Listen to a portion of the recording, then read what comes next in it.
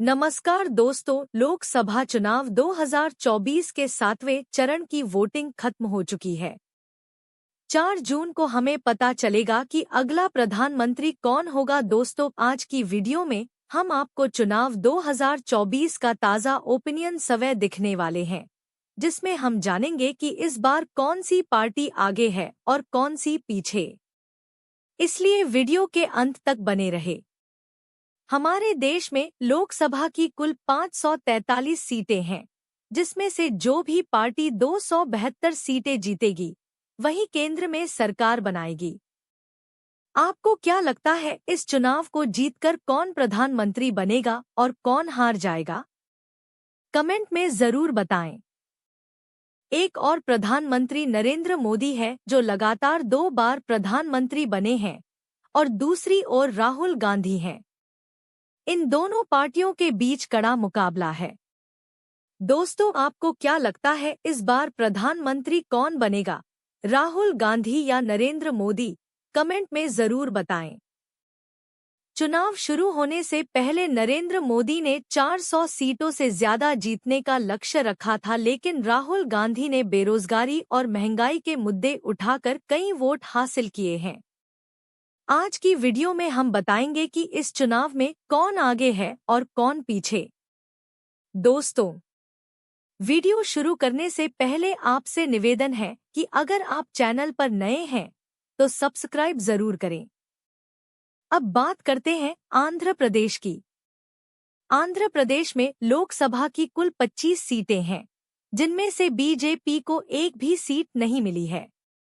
वहीं इंडिया गठबंधन को 4 सीटें और अन्य पार्टियों को 21 सीटें मिलने का अनुमान है।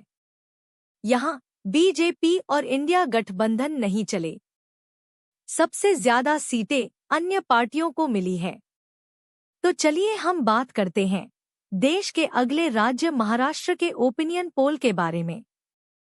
महाराष्ट्र में लोकसभा की कुल 48 सीटें हैं, जिनमें से 20 सीटें बीजेपी गठबंधन एनडीए के खाते में जाती हुई दिख रही हैं, जबकि 28 सीटें इंडिया गठबंधन को मिलती नजर आ रही हैं।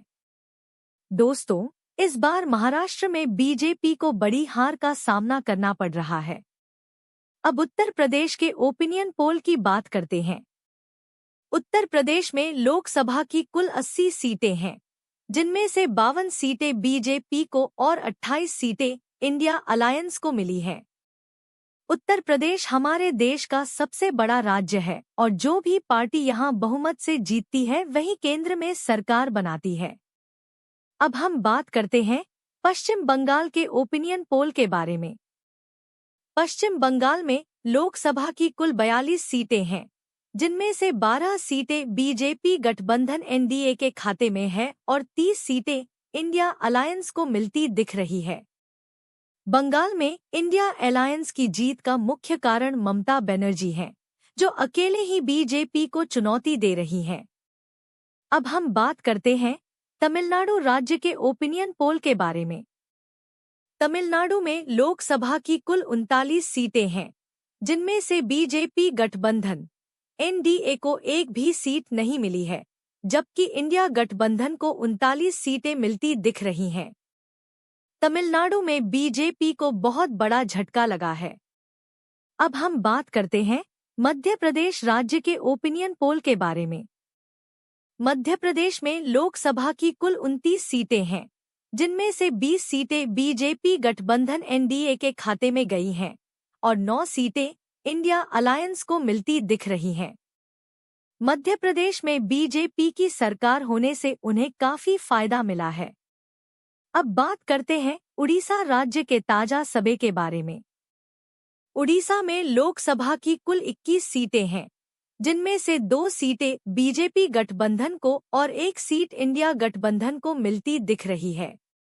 उड़ीसा में अन्य पार्टियों को सबसे ज्यादा 18 सीटें मिलती नजर आ रही हैं। अब हम बात करते हैं बिहार राज्य के ओपिनियन पोल के बारे में। बिहार में लोकसभा की कुल 40 सीटें हैं, जिनमें से 17 सीटें बीजेपी गठबंधन एनडीए के खाते में जा रही हैं और 23 सीटें इंडिया गठबंधन को मिलती दिख रही हैं। बिहार में राहुल गांधी और तेजस्वी यादव के साथ आने से बड़ा बदलाव हुआ है। जैसे बीजेपी के बड़े नेता संभाल नहीं पा रहे हैं। अब हम बात करते हैं कर्नाटक राज्य के ओपिनियन पोल के बारे में। कर्नाटक में लोकसभा की कुल 28 सीटें हैं, जिनमें से 13 सीटें बीजेपी गठबंधन एनडीए को मिली हैं और 15 सीटें एनडीए गठबंधन को मिलती दिख रही हैं। दोस्तों, दक्षिणी राज्यों में बीजेपी पार्टी को इंडिया गठबंधन से कड़ी हार का सामना करना पड़ रहा है। तो चलिए अब बात करते हैं गुजरात राज्य के ओपिनियन पोल के बारे में। गुजरात में लोकसभा की कुल 26 सीटें हैं, जिनमें से 20 सीटें बीजेपी गठबंधन को मिली है, जबकि इंडिया गठबंधन को 6 सीटें मिलती नजर आ रही हैं। गुजरात को बीजेपी का मजबूत गढ़ माना जाता है, क्योंकि प्रधानमंत्री नरेंद्र मोदी पहले यहां के मुख्यमंत्री रह चुके हैं। अब बात करते हैं राजस्थान राज्य के ओपिनियन पोल के बारे में। राजस्थान में लोकसभा की कुल 25 सीटें हैं, जिनमें से 18 सीटें बीजेपी गठबंधन को और 7 सीटें इंडिया अलायंस को मिलती देख रही हैं। राजस्थान में भी बीजेपी पार्टी इंडिया गठबंधन को मात दे रही है। अब बात करते हैं केरल राज्य के ताजा ओपिनियन पोल के बारे में। केरल में लोकसभा की कुल 20 सीटें हैं, जिनमें से बीजेपी को एक भी सीट नहीं मिली है, जबकि इंडिया गठबंधन को 20 सीटें मिल रही हैं। केरल में बीजेपी का प्रदर्शन बहुत खराब रहा है, जबकि इंडिया गठबंधन ने बहुमत से जीत हासिल की है। अब बात करते हैं असम राज्य के ओपिनियन पोल के बारे में। लोकसभा की कुल 14 सीटें हैं, जिनमें से 11 सीटें बीजेपी को और 3 सीटें इंडिया गठबंधन को मिलती नजर आ रही हैं। असम में बीजेपी की जीत का मुख्य कारण यह है कि यहां बीजेपी की सरकार है। अब हम दिल्ली के ओपिनियन पोल के बारे में बात करते हैं। दिल्ली में लोकसभा की कुल 7 सीटें हैं, जिनमें से 2 सीटें बीजेपी गठबंधन एनडीए को और 5 सीटें इंडिया गठबंधन को मिलती दिख रही हैं। दिल्ली में भी अरविंद केजरीवाल की मदद से इंडिया गठबंधन ने बीजेपी को हराने में सफलता पाई है। तो चलिए अब हम बात करते हैं झारखंड राज्य के ओपिनियन पोल के बारे में।